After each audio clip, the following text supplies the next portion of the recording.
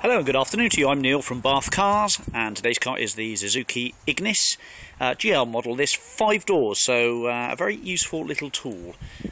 Sort of short and tall in its stature, very similar to that of the Wagon R, but much more stylish. X registration, this one, 2000 on the X.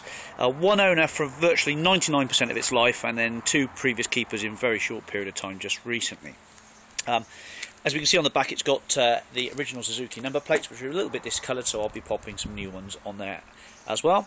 And it's a metallic ruby red colour with a rear wiper, high-level brake light, and a sort of an X-type, what do they call it, crossover type look to it with the wheel arch extensions, the little alloys, and the sort of slightly higher ground clearance, but not much, but seats 4 people quite happily in there.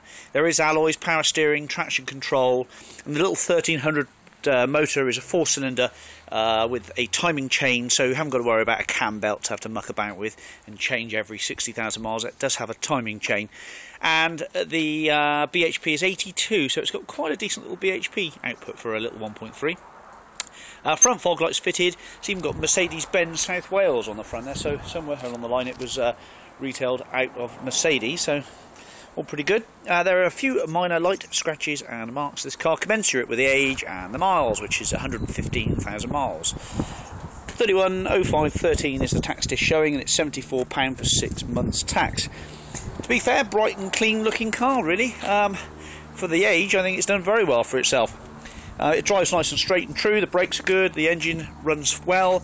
There is a slight issue with the gearbox, I'm afraid. It's a little bit noisy about the gear, and the clutches all seems okay. It's quite light on the clutch, but I've just driven it back from Bristol, so there is a small issue with the gearbox. Gear change is pretty much okay. It's going to need some work doing at some point in the future. Just bear that in mind. If you're looking for an absolute minter, this one's not going to be for you. But then the really clean ones are sort of up in the £2,000 mark, so this one's going to be... Well, I'm going to start for 1,000. If anyone wants it for 1,000, and then we'll come down off that figure if it hasn't sold over a period of time, but I think it's worth 1,000.